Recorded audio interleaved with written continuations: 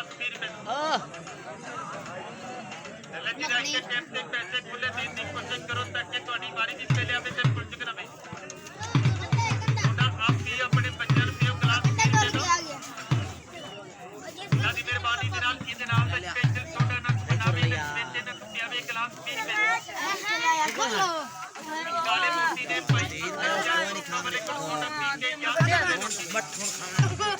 यार टाइम पे जितने भी दिमाग को लिखा अल्लाह दी कसम